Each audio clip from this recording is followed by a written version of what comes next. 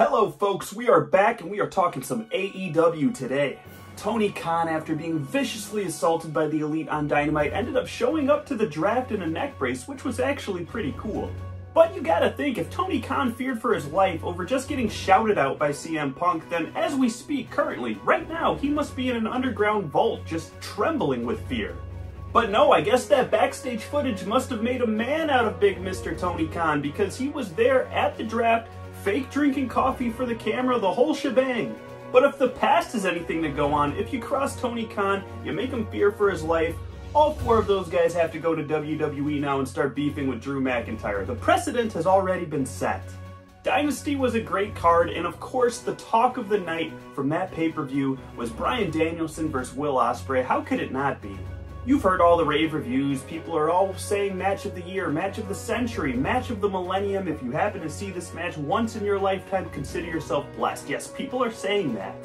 And I thought it was a great match, but to be honest here, I'm somewhere in the middle, because yes, it was a great wrestling match, but I don't think you can put it in category of match of all time, because let's face it, match of all time is reserved for matches like Steve Austin versus Bret Hart.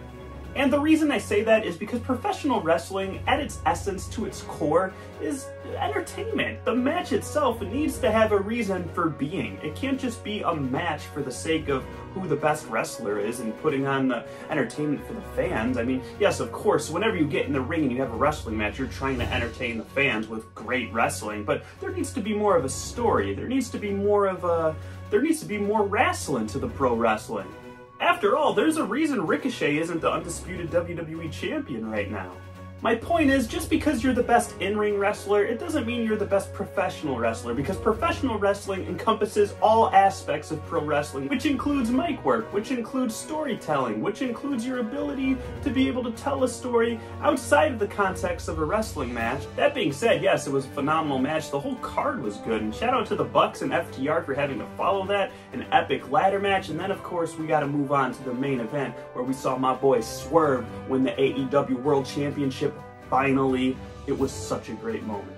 Yes, Swerve Strickland is your new AEW World Champion, and just to think, mere weeks ago he was threatening children, but hey, this is professional wrestling. We like a good child threatened every now and then.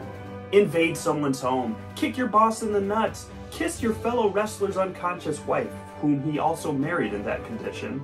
It just makes me so happy, because Swerve Strickland becoming AEW World Champion just encompasses what AEW was meant to be in the first place. A place where wrestlers who weren't being utilized elsewhere can come and make something of their careers, and Swerve Strickland has used that platform to elevate his game to the #1 spot.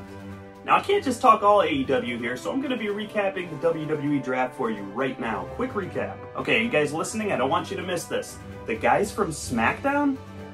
They got drafted to Smackdown. But wait. The guys from Raw, get this, got drafted to Raw. That's right, that draft was stupid. I don't even understand why they did it. Who even switched sides? I think it was just Nia Jax and maybe some call-ups? Oh, I'm sorry, Andrade also switched brands, so maybe they should have just did a Nia Jax for Andrade trade and call it a day. Why make this into a thing? Why all the theatrics? Why waste everybody's time with this draft if everybody's just gonna stay put?